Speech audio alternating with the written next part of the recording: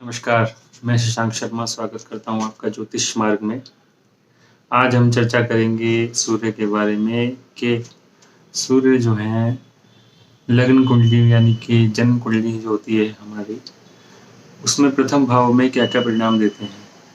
1 से लेकर 12 राशि में अलग-अलग परिणाम होते हैं। सभी राशियों के बारे में चर्चा करेंगे। चलिए आगे बढ़ते हैं। आज आगे बढ़ रहे हैं।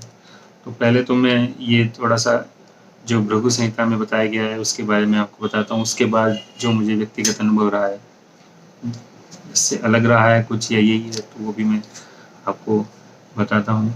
भृगु संहिता में बताया गया है कि प्रथम भाव में सूर्य मेष राशि यानी नंबर 1 की राशि में हो तो जातक साहसी, तेजस्वी, स्वस्थ, पराक्रमी होता है। यानी कि आप मानिए कि राजा के समान होता है। क्योंकि सूर्य वहाँ पर उच्च राशि में है। उच्च राशि के साथ-साथ सूर्य की सिंह राशि होती है। सिंह राशि प्रथम भाव से पंचमस्थ होती है, पंचम स्थान पे होती है। तो व्यक्तिगत तो जो जातक होगा वो बिल्कुल एक राजा के समान होगा, पराक्रमी होगा, थोड़ा-सा क्रोधी स्वभाव का भी होगा। तो प्रथम भाव में सूर्य अपने जीवन के लिए, निजी जीवन के लिए या ये कहिए समाज में हम सामाजिक एक हमें पहचान मिल जाती है। एक लीडरशिप क्वालिटी होती है उस जातक में यदि सूर्य उच्च का प्रथम भाव में है। यहाँ पर जो बताया गया है और मैंने भी यही देखा है, जातक की जो व्यक्तिगत जीवन में दाम्पत्य सुख है या स्त्री सुख है और व्यावसायिक सुख, उसमें कहीं न कहीं इनको चैलेंजेस मिलते हैं, कहीं न कहीं कठिनाइयाँ आती हैं। क्योंकि सप्तम भाव में जो राशि तुला बनती है, वो सूर्य की नीच राशि होती है। तो जब भी लग्न में सूर्य मेष राशि में होगा तो कहीं न कहीं निजी जीवन जो पर्सनल लाइफ़ होगी उसमें चैलेंजेस इनको एक्सेप्ट करने ही होंगे। और अपना जो इनका व्यक्तिगत व्यवसाय होगा उसमें भी कहीं न कहीं इनको कठिनाइयाँ आएँगी। जातक यहाँ पर ये कह सकते हैं कि ये भाग्य बहुत जल्दी दूसरों का बना देते हैं। इनके संपर्क में जो आएगा वो इनके लिए माफ़ कीजिएगा, जो इनके संपर्क में आएगा उसके लिए ये बहुत ज़्यादा भाग्यशाली होंगे। तो ये प्रथम भाव का मेष राशि का माना जाता है। अब हम बात करते हैं वृष राशि की। वृष राशि में सूर्य आते हैं तो इसमें ये बताया गया है कि शत्रु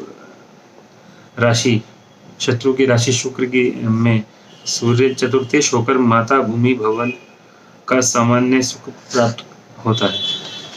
अर्थात वृष राशि 2 नंबर की राशि यानी कि प्रथम भाव से चतुर्थ भाव में 5 नंबर आता है। 5 नंबर के स्वामी होते हैं सूर्य। तो चतुर्थ भाव के स्वामी होते हैं यहाँ पे सूर्य, लेकिन शत्रु राशि में बैठ गए प्रथम भाव में।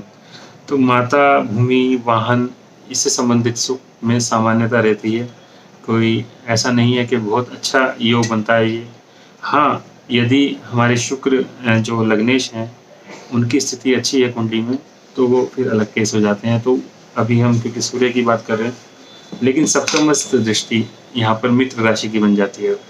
क्योंकि 7th हाउस में, दाम्पत्य वाले हाउस में, दाम्पत्य वाले भाव में वृश्चिक राशि आ जाती है, जो मंगल की राशि है। मंगल सूर्य के मित्र होते हैं। तो ये कहिए कि यहाँ पर जो पत्नी आती हैं या विवाह के बाद इनका भाग्य उदय अवश्य होता है और व्यावसायिक सुख इन्हें मिलता है। ज़्यादातर जो मैंने देखा है कि जो वृश्चिक राशि शुक्र की राशि यानी कि लग्न वृष राशि में सूर्य हों लग्न में, तो ऐसे व्यक्ति विवाह के बाद अपना कोई ना कोई निजी व्यापार ज़रूर करते हैं जिससे उनको बहुत लाभ होता है। आगे चलते हैं मिथुन राशि पे। मिथुन लग्न में यानी कि लग्न 3 नंबर बन जाता है। मिथुन लग्न यानी कि मित्र बुध की राशि जो सूर्य के मित्र माने जाते हैं, उसमें क्या प्रभाव रहता है? जातक परम तेजस्वी, साहसी, परिश्रमी तथा उद्योगी होता है। कि बुध है, बुध बिजनेस से रिलेटेड बनाते हैं। कहीं न कहीं जब भी हम व्यापार की, बिजनेस की बात करते हैं तो बुध की ज़रूर बात करते हैं। मिथुन राशि के स्वामी बुध होते हैं। तो बुध जातक को उद्यमी बनाते हैं। शरीर से काफ़ी पुष्ट होते हैं। तृतीयेश है तो भाई-बहनों का सपोर्ट बिल्कुल रहता है।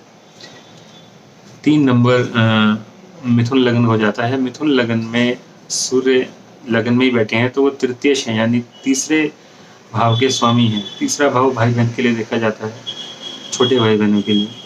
तो छोटे भाई-बहनों से काफ़ी लाभ रहता है, काफ़ी प्रिय रहते हैं छोटे भाई-बहन। या यहाँ ये भी देखा गया है कि जैसे छोटे भाई-बहन का अगर कोई आपके छोटे भाई-बहन के नाम से कोई कार्य कर रहे हैं, तो उसमें आपको बिल्कुल सफलता मिलेगी। या किसी छोटे भाई का बर्थडे है, उसको आपने गिफ्ट किया, तो आपको बदले में एक बहुत अच्छा रिज़ल्ट मिलता है, ये भी देखा गया है। ये मैं अपना व्यक्तिगत अनुभव बता रहा हूँ। तो अब हम चलते हैं कर्क राशि की तरफ। अच्छा, यहाँ मैंने 7th हाउस का नहीं बताया। 7th हाउस में यहाँ गुरु की दृष्टि आ जाती है, गुरु की राशि आ जाती है धनु। धनु राशि यहाँ पर उनको व्यवसाय और स्त्री पक्ष में काफ़ी लाभ देगी, क्योंकि सूर्य गुरु के मित्र हैं। धनु राशि गुरु की हो जाती है और गुरु और सूर्य मित्र होते हैं, तो यहाँ पर स्त्री पक्ष से और व्यावसायिक लाभ अवश्य ही मिलता है। आगे चलते हैं कर्क राशि में। कर्क राशि में यह बताया गया है कि कर्क लगन में सूर्य हो तो जातक के शारीरिक सौंदर्य तेज के प्रभाव में वृद्धि निरंतर होती है, यानी कि आयु के साथ साथ होती रहती है। द्वितीय सूर्य बन जाते हैं यहाँ पर कर्क लगन में 4, 5, 5 यानी सेकंड दूसरे भाव के जो स्वामी हैं वो सूर्य हैं। तो धन कुटुंब की कोई ऐसी वो नहीं रहती है, धन अच्छा रहता है। धन अच्छा मीन्स यहाँ पर ये है कि जो आपका फैमिली है वो एक बड़ी रिच फैमिली से आप बिलोंग करते हैं, तो आपकी जो कुटुंब आपका जो फैमिली होगी उसमें आपका कोई ना कोई जो मैं अब यहाँ व्यक्तिगत बता रहा हूँ कि कोई ना कोई यहाँ पर ऐसा भी होगा आपके फैमिली में जो किसी न किसी पॉलिटिकल बैकग्राउंड से होगा, आपके स्पेशली आपके जो फादर की फैमिली वहाँ पर। स्त्री पक्ष की हम बात कर लेते हैं। 10 नंबर आ जाता है 7th हाउस में, शनि की राशि आ जाती है।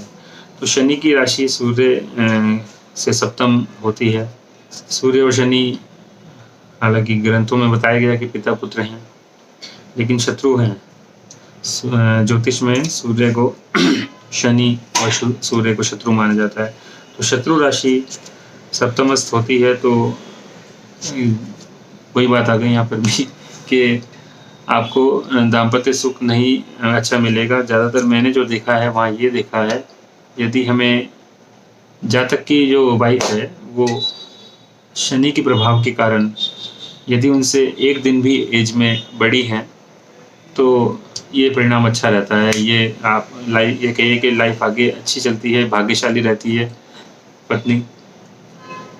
किंतु अगर ऐसा नहीं है और सप्तम स्थान में मकर राशि है, यानी कि कर्क लगन है और सूर्य लगन में है और सूर्य और शनि का संपर्क बन रहा है, तो अपना वैवाहिक जीवन के साथ साथ कहीं ना कहीं जो इनका रोजगार होगा, ज़्यादातर ऐसे लोग जो भी करते हैं तो जॉब जो भी होगी उसमें इनको निरंतर कठिनाइयाँ मिलेंगी ही मिलेंगी।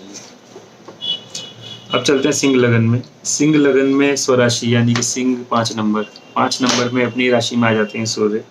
तो ऐसा जातक शारीरिक शक्ति, आत्मबल तथा सौंदर्य लाभप्रद होता है। शारीरिक लंबाई सामान्य से अधिक होती है। जातक हिम्मती होता है तथा सप्तम शत्रु दृष्टि से स्त्री तथा दैनिक व्यवसाय में संतोष रहता है। सिंह लगन की ये बात कही है इन्होंने। 5 नंबर सिंह राशि का होता है। 5 नंबर में जो है सूर्य सिंह राशि के स्वामी हैं, तो अगेन जो वो वाली बात आ गई यहाँ पर जो मेष राशि की थी कि जातक यहाँ पर राजा के समान ही होता है। व्यक्तिगत जीवन उनका बहुत अच्छा होता है, व्यवहार से पहले तक उनकी लाइफ बहुत अच्छी चलती है।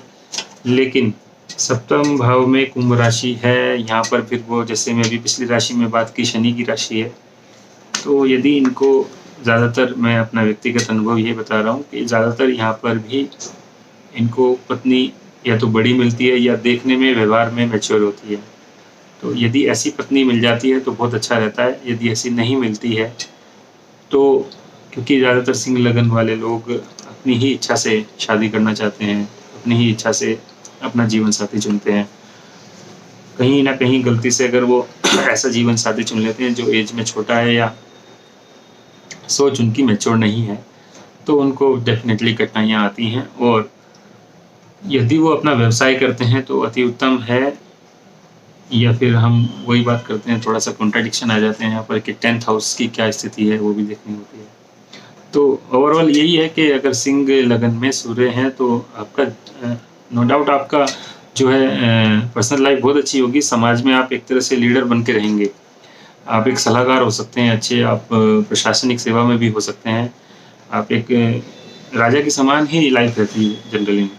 लेकिन थोड़ा सा कठिनाई आपको दाम्पत्य जीवन में मिलती है, और कभी ना कभी जो आपका पर्सनल अपना जो व्यक्तिगत आपका व्यवसाय है वो भी आपको चैलेंजेस देता ही रहता है समय समय पर। अब बात करते हैं कन्या लगन की, आगे चलते हैं। कन्या लगन यानी कि जो बुध, कन्या की राशि, कन्या जो है बुध की राशि है। तो कन्या लगन में बुध की राशि में स्थित सूर्य जातक का शरीर दुर्बल, खर्चा करने वाला, भारी स्थानों से लाभ में, सप्तम मित्र राशि से सप्तम भाव में, अर्थात सप्तम भाव में मित्र राशि यानी कि गुरु की राशि है। तो स्त्री तथा व्यवसाय के पक्ष में कुछ हानि तथा कुछ असंतोष रहता है। ठीक,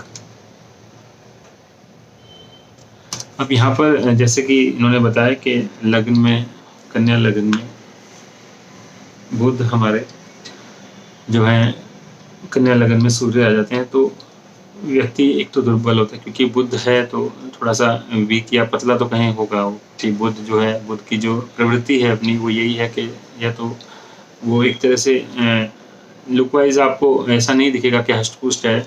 बुध का जो कारकत्व है वो यही है कि दुबला पतला ही इंसान रहता है। अगर बुध वीक भी होता है तो बीमार भी रहता है व्यक्ति। तो यहाँ पर ये बता रहे हैं कि खर्चीला होगा। वो खर्चीला इसलिए होगा कि बुध कन्या लगन में सूर्य बैठे हैं, तो वो अपना द्वादश भाव यानी कि 12वें भाव के स्वामी हैं।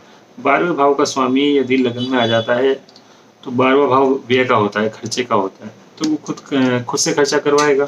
तो इसलिए इन्होंने बताया कि खर्चीला होता है। अच्छा, स्त्री और व्यवसाय के पक्ष में कुछ हानि होती है। कुछ हानि क्यों होती है? अगेन क्योंकि वो 12वें भाव का स्वामी है सूर्य की दृष्टि हो रही है सप्तम भाव में, और सप्तम भाव में गुरु, यदि गुरु सप्तमेश हो गए, यहाँ पर गुरु सप्तमेश होकर यदि सप्तम भाव से संबंध बना रहे हैं तो डेफिनेटली ये थोड़ा सा वीक पॉइंट तो रहता है।